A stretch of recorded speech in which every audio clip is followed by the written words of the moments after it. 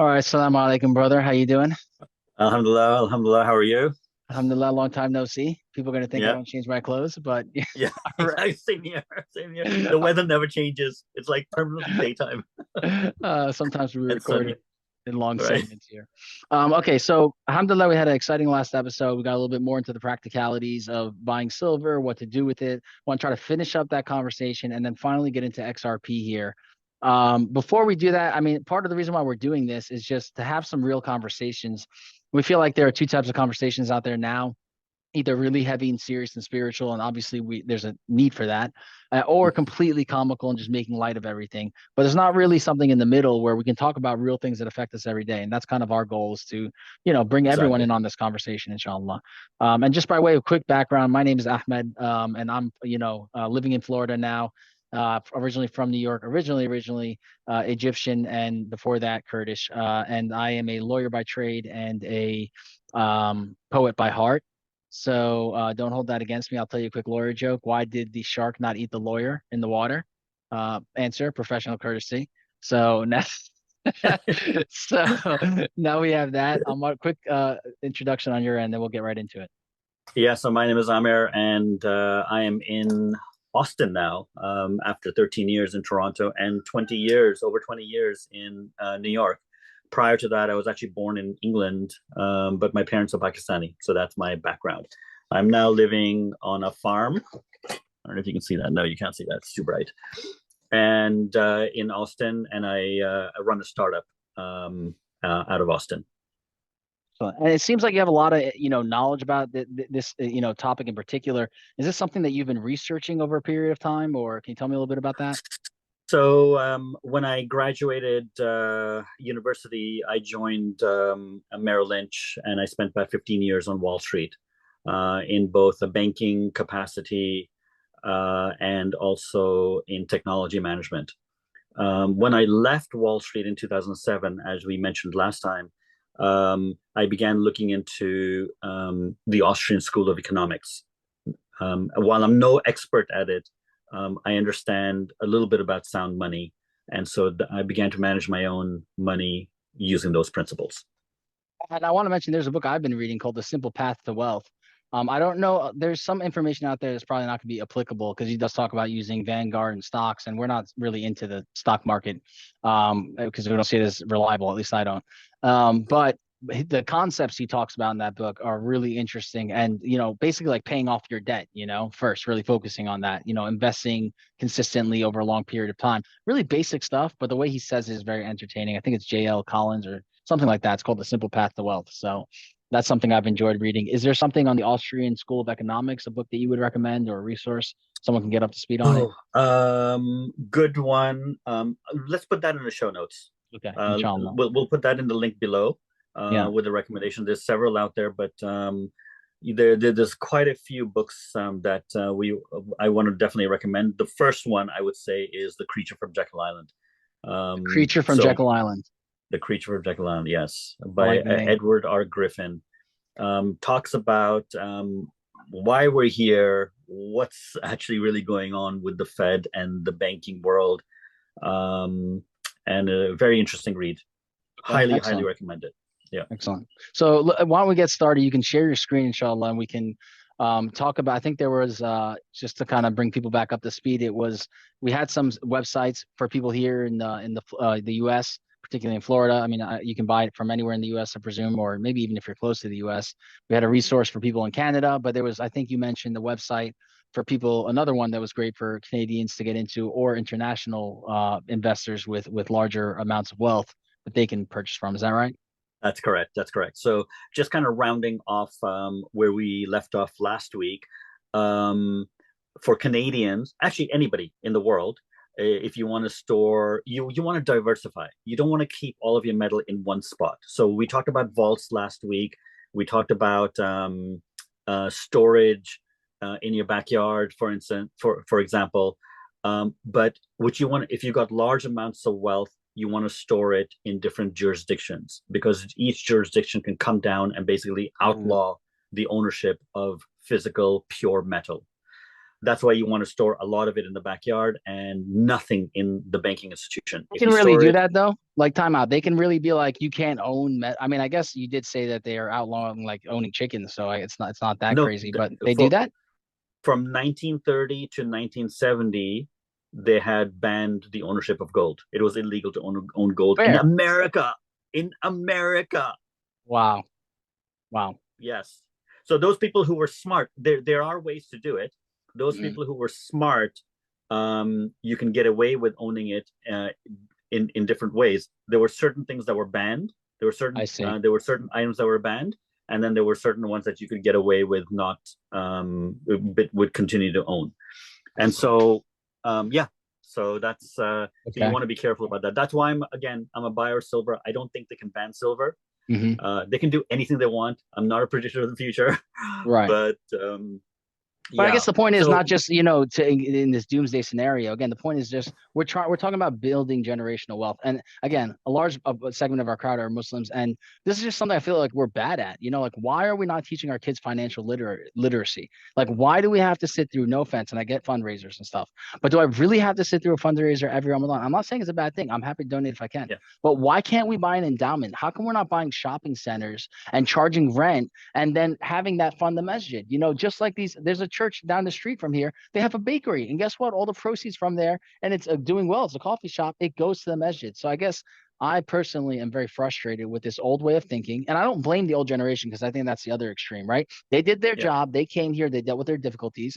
But let's use our Western education and this European, organization, and actually like use it to propel the next generation forward. 100%. We are not doing what we're supposed to be doing. We should be training our children about sound money. What is money, and how does it move in the world? Absolutely. And we're coming to a point in history where it's super important now to know these principles. Right.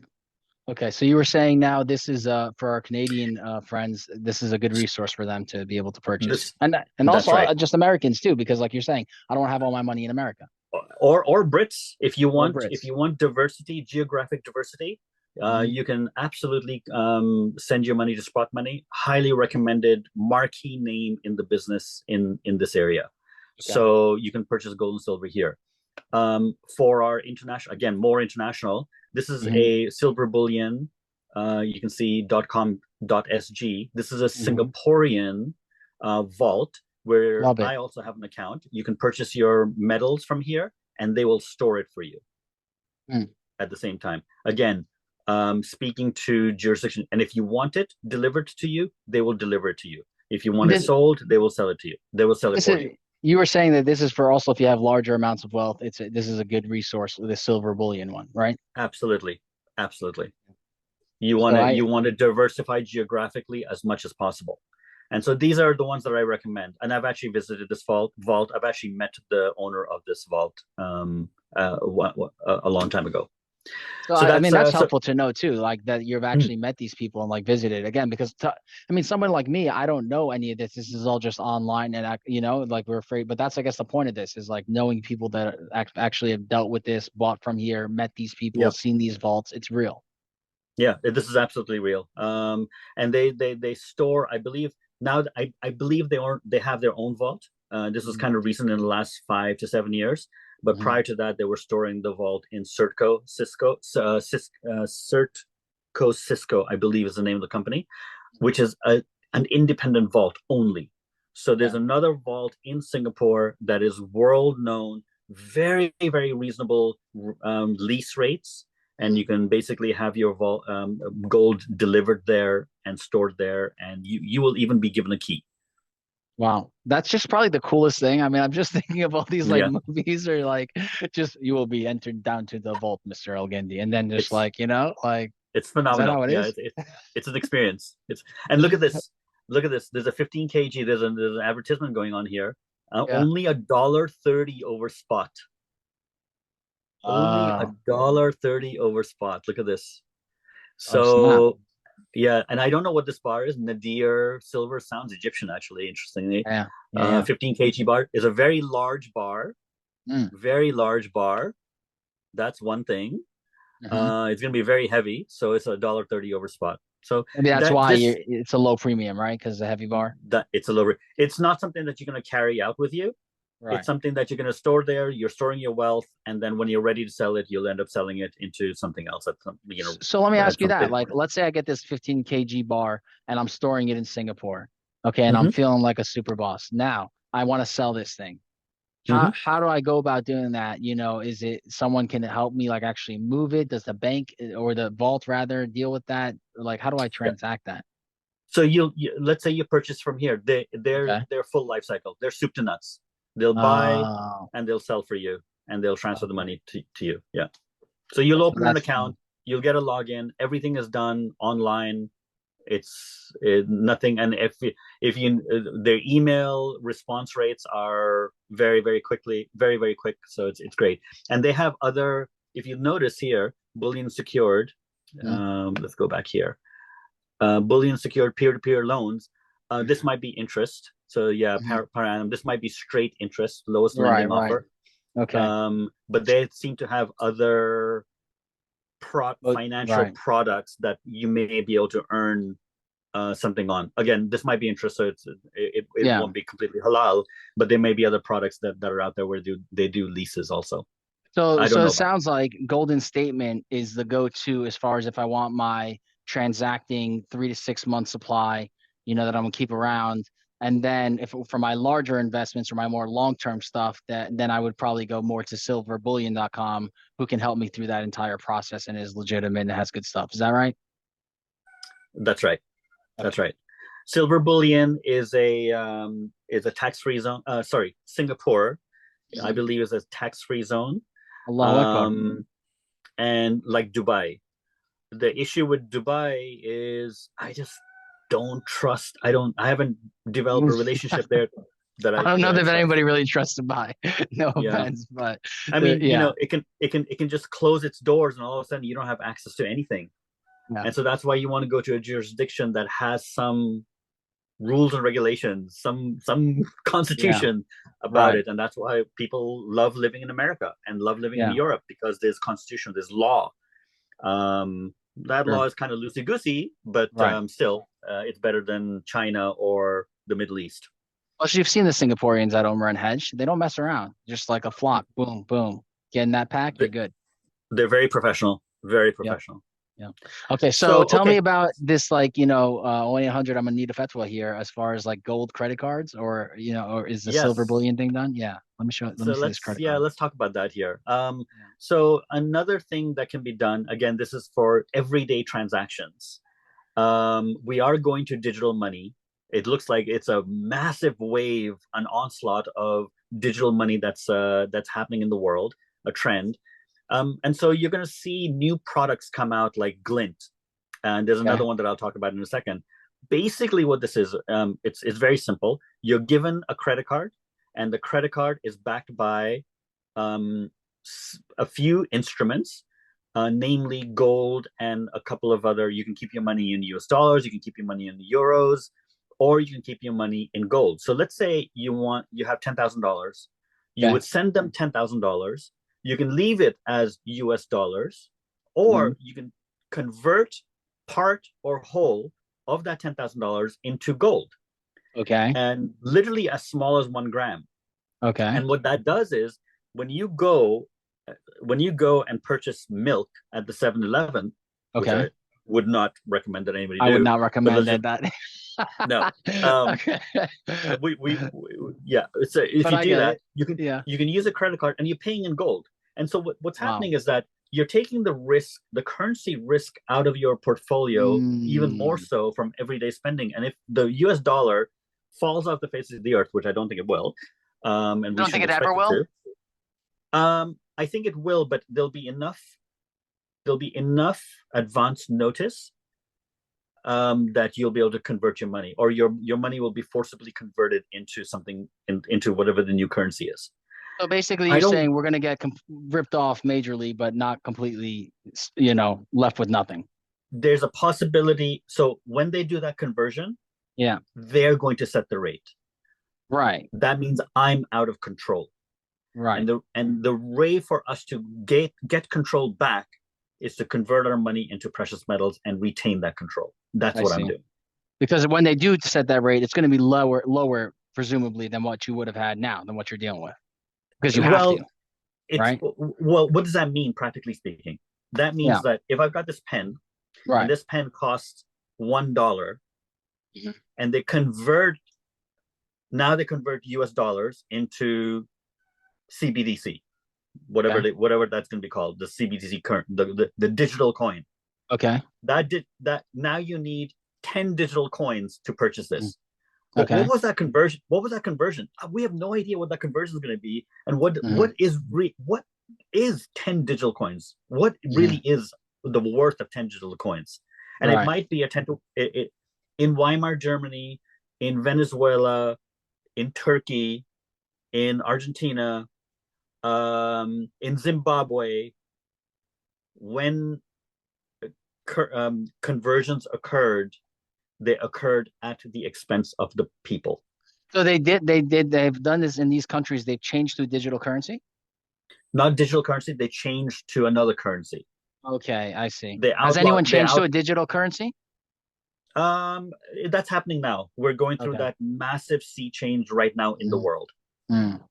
And So, and I love, yeah, go ahead. the crypto market is the foretelling of this. So right now crypto Mm. is just trading. People are just like huge number of coins that are coming up. Hmm. It's very overwhelming for me even. Okay.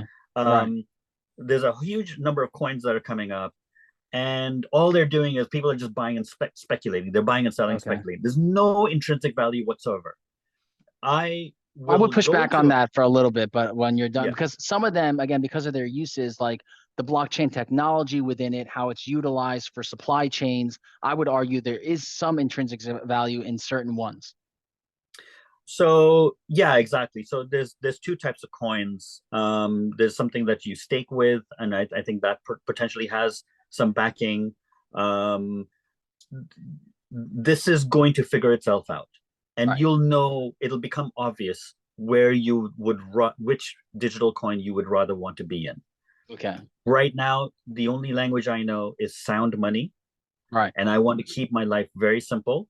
And Right. I want to go into coins that are potentially going to be the future or be backed by gold and silver Okay. before I do any level of speculation with whatever little money that I have. So let's talk about. I think that's a good segue. But before we do, just like, is this glint thing like what I think it is? Which is like sounds like amazing. If I'm someone here stressing about, I know this thing is going to happen. Probably Allah knows best. But I think that things are going to go like the way you're saying eventually, and I don't want to miss the transition. But I also don't want to go too soon because I don't want to have to deal with the hassle of like changing my silver. I mean, like, look, mashallah, you're really adept at this and like you're really on it. And I feel like you can navigate it easier for people like me that are like, I kind of get it, but I still am not super in the weeds with it.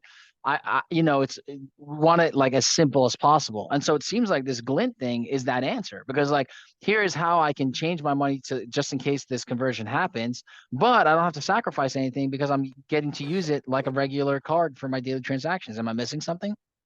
Yeah, no, you've hit the nail right on the head. I'm not saying that I'm recommending this. Mhm. Everybody has different levels of transactability, or how what they're comfortable with. Right. You have to do your due diligence. I'm happy Correct. to answer questions. Happy to Inshallah. answer questions about this. And if we want to dive deeper into this, we can based on user questions. Mm-hmm. But you have to do your due diligence. It's your wealth. You have Of to make course. sure that you're looking after it. And we said credit card though, but it's really more like a golden debit card, right? I mean, like you're Yeah. giving them your value. Yes. So let me ask you one last question about it. Do you lose something in the transactions, in the conversions, like converting to gold and like, It's with these minimal. with these okay, with these cards, you always feel like they're taking something off the back end. It's minimal, and that's kind of mitigation of the risk of what I'm going to lose anyway. If I keep my money in cash, I'm gonna lose way more, right? That's right. You're losing more in inflation per year. Okay. Okay, I like it. MashaAllah. All right. So tell me, should we dive then into these This blockchain and this cryptocurrency or Yeah, so this is one, and here's another one that I happen to have an account with these guys. Mhm. I don't have a Glint account, but I've been thinking about doing a Glint account. but I have a Kinesis account. This is Kinesis Money, Kinesis.money. It's the company is called Kinesis. I know about them, and you can see that they've got excellent ratings here. I have an account, and I've been doing stuff here. Now, this is strictly currency, but What? you can see that they have gold, Okay. and they consider gold as currency. So basically, Okay, same difference. They're just calling gold currency. they're calling gold currency, but they've got a bunch of digital currencies in here too. Okay, I So they've see. got US dollar, they've got the euro. So in other words, you can buy euro, you can open an account here. Mhm. Okay. Um, it's a digital platform. You wire your money in, and Mhm. then your money is in whatever denomination you were wired into. Mhm. Okay. The bank is in Australia. Okay, Okay. I believe this is an Australian company. Right. It has some Middle Eastern board of directors or investors Nice. in this. This Mashallah. is a fairly new. It's about I would say 3 to 4 years old, Okay. perhaps less. Mm. And yeah, it's a pretty interesting product. Yeah. They give you a credit card. As you can see, it's not Mhm. a credit card; it's a Mhm. debit card that you can Right. spend your money in.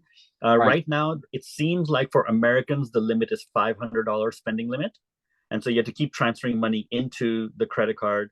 Wow. Because it's new, they're keeping I the see. risk profile low.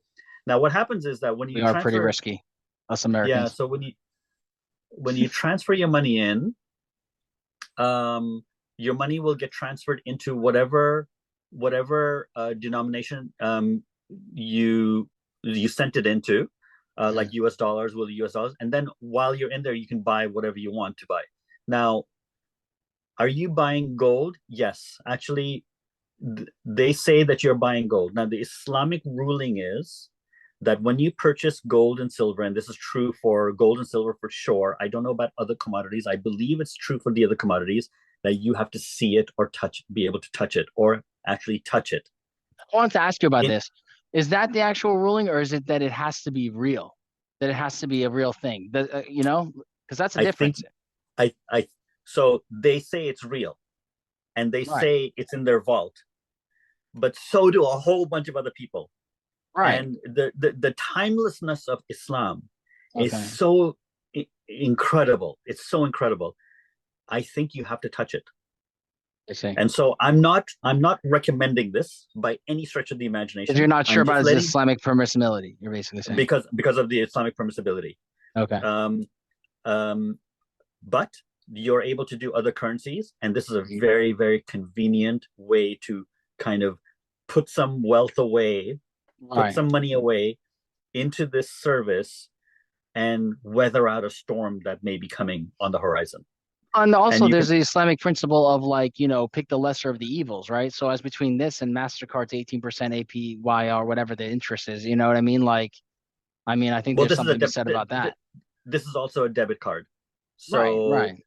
so this is a debit card, and I don't know about. So it says you have personal. I have a personal account. There's an investor account. There's a trader account, and there are Okay. different levels of commissions that are there for that. So at the end of the day, when I started speaking about Kinesis, it's basically you can park your money in different currencies.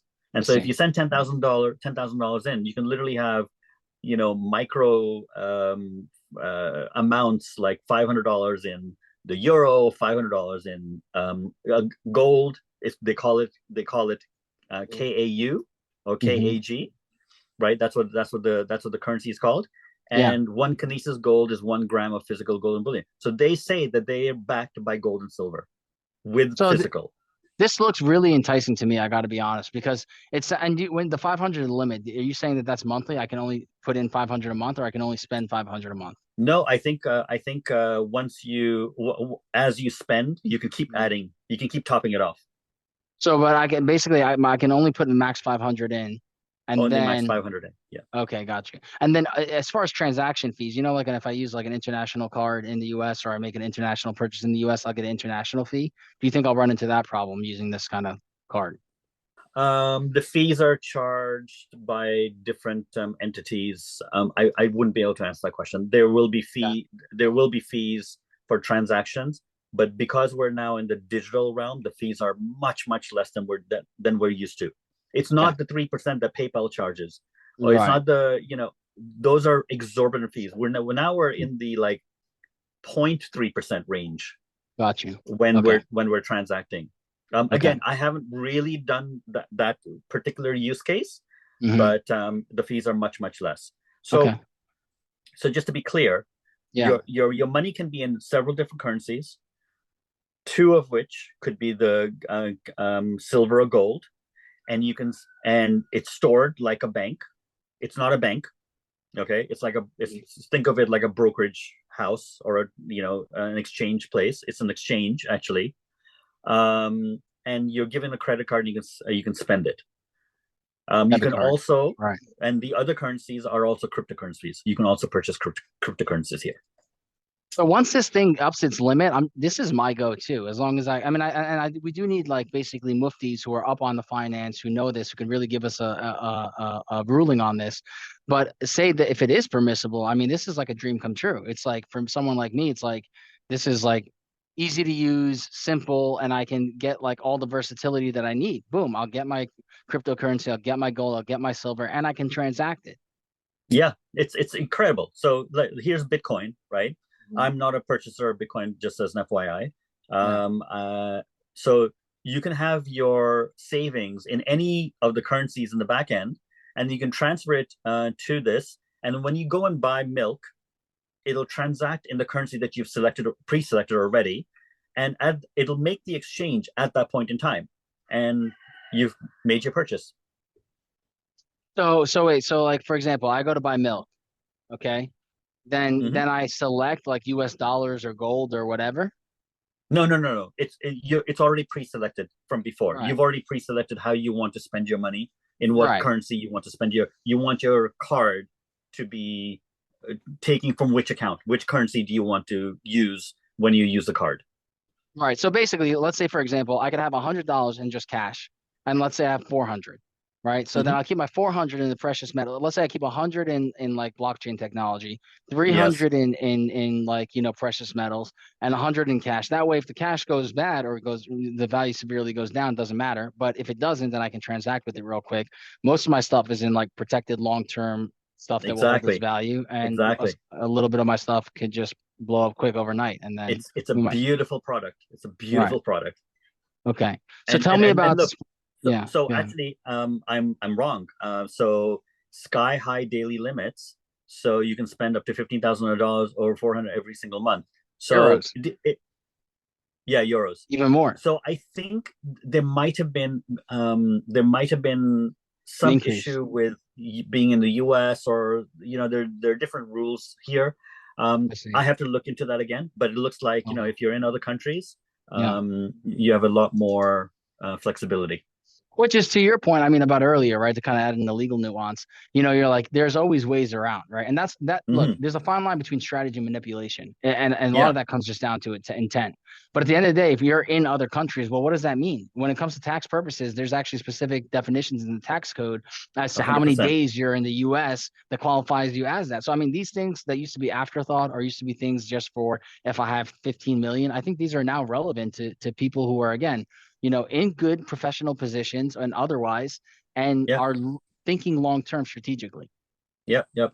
And we can get into to a limited extent. I'm not an accountant, I'm not a lawyer, but there are offshore entities that you can form. For instance, you can form an entity in the Marshall Islands. I'm not sure if that's on vogue anymore, but you can form offshore entities. You can form a trust, a living trust that covers an LLC and to protect your wealth. So for those people who are wealthier and they want their different vehicles that you can actually use to protect your money in while living in the United States or anywhere else in the world. And on that note, trust again. This is not legal advice whatsoever, but Mm-hmm. trusts are definitely known by my colleagues to be preferred over things like estates and probate, where you have to go through the court system. Agreed. A trust is basically a contract, and you have a trustee that you designate. You could have multiple trustees, successor trustees. So that's definitely something to look into. And then for other people again who maybe not at that level, but do want to have a will or something in place, I highly recommend mywasia.com. Just for myself, again, that's something I've used. It was super simple. Literally took me like 10 minutes and it costs like $75. And for that, they have, a document that purports to be effective in like 48 out of the 50 states. And so, Mm, I think there is the hadith about you shouldn't sleep like 2 nights in a row without having some kind of, like absolutely. state document. So just, for what it's worth, Right, something we put right. off, you know? So yeah. So okay, so let's get into the crypto discussion then. All right. This is a perfect segue for that. So I have not been a purchaser of crypto for at all until recently. And the reason why I decided to get into crypto is because something just came across my desk, if you will, that just sounded really compelling. And so I'm not giving financial advice at all because this is still the wild wild west. Um, but XRP has come up for me, and what I've found is that XRP seems to be laying this groundwork, this fabric of transactability across the world. So when banks send money to another entity, or when an individual sends money or conducts a payment over online, it has to pass through some fabric. And that's the way I think of it. And that fabric is XRP. This is what this is. I think there are other competitors out there, but it seems like XRP has the highest level of partnerships, and they're going through. Interestingly, they're going through a lawsuit with the Right. SEC today, I was going to mention that. and that lawsuit, to me, I believe, is another they thing where they're Right. suppressing the price of XRP. It's now around 50 cents, 52 cents, so that all of these elites can get in. And there are some very interesting things that I'm hearing about XRP, and that's all I So can. that So that's what I was gonna say is actually, aren't they doing us a favor? Because I'm really hoping this lawsuit just like continues a bit longer so I can get in on XRP. Right now, I don't have the liquidity to jump right in, but it's almost like they're doing us a favor by keeping, because my understanding is once this lawsuit is over, which honestly could be like relatively soon, it depends. Litigation is very unpredictable like that. Mm. Then it's going to skyrocket up, is my understanding. And what we can maybe do, because we only have 7 minutes left, is maybe talk a little bit about cryptocurrency and blockchain in general. And then we can get into the next episode really of why XRP, what are the functionalities, and then some of the more pragmatic points as we did with silver. Yeah, so I'm a newbie to crypto and blockchain. Basically, every single transaction can be traced with blockchain technology, and that's really the impetus behind blockchain. It's a ledger system. Maybe you know better than I do, given the legalese behind it. But it's a ledger system that's meant to, everything is recorded and everything is traceable back to its origin. It's a way for the authorities to keep an eye on us, but it's also used in other areas. So I'm in the soil business, for instance. I make soil. Now, today, the reason why, and we're going to use blockchain technology around the soil that I'm making. Why? Inshallah. Well, if I asked you when when you go to the grocery store and you bought a head of lettuce, where did that lettuce come from? You'd be hard pressed for an answer. Much less what other inputs are going into the soil. There are all kinds of chemicals going into the soil. So for me to differentiate my soil with everybody else that's out there, I'm locking up all the sources of raw material with blockchain so that we can trace back to where did that raw material come from and be able to audit that source of it. And so that's what blockchain is, a very process oriented, incredible piece of technology that has only come around because we're now in a digital world. And then I there's mean, a crypto. sorry, go ahead. Mhm. Please, no, please go ahead. No, I was gonna say, I mean, I think I really liked how you said, it's essentially like a ledger, because I think that's really the most accurate way to describe it. And it sounds, one thing to keep in mind is that differentiating cryptocurrency from blockchain. right? Cryptocurrency uses is a subset of blockchain technology, but blockchain technology is really the new thing. It's not really a new thing in the sense that it's really a compilation of other technologies that have existed, but it's that unique combination, that really makes a difference. And the effect of that technology, people say, and not just people, basically geniuses that are with us, in the modern world, are saying that the impact of that is bigger than no internet to internet. This is the kind of swing that we're having. And this is something that I was at one point like on the emerging technologies sector of my firm and was like designated with looking into this. So even for me, like I'm also a newbie and looking into, there's like people who can explain this way better. But the essence of it is that there's this new form of technology. It has to do with pseudo anonymity, I think is part of the secret sauce, right? It's like everybody has the access, to the spreadsheet, say, but I can't necessarily see all the points of data. But there's technology within that decodes and is reliable and is on a very high encryption level that cannot be changed. It's kind of like, it's a really bad Mm-hmm. comparison, but when they talk about mutawatir hadith, one thing I think is fascinating about that Mm-hmm. is that it's Mm. mathematically impossible for it to be a lie because That's you that's literally like a can, ledger. right? Yes. You cannot have that many people saying the same exact thing. Look at a game of Yeah. telephone, even just one little circle, and by the end of it, the message changed. So you're getting the same message through so many different sources, and all of those sources are known to be authentic. That's kind of a way that this technology is kind of working, is that it has that reliability, it has that decentralization. So when it comes to us utilizing it, it's not a future thing, right? It's like Walmart's using it in their supply chain. Swiss banks are using it. These companies are already using it. It's just like you said, it's really a matter of trying to figure out which one is going to come out on top and how can we learn this technology? Because now, it's even like software coding. That's a big field. But where are young Muslims learning blockchain coding? Because I'm telling you, in 5 years, that's going to be forget six-figure paying job. It's going to be, you make 200 grand starting probably. It's very Yes. underutilized and we don't know where it's going, but it's going somewhere big for sure, inshallah.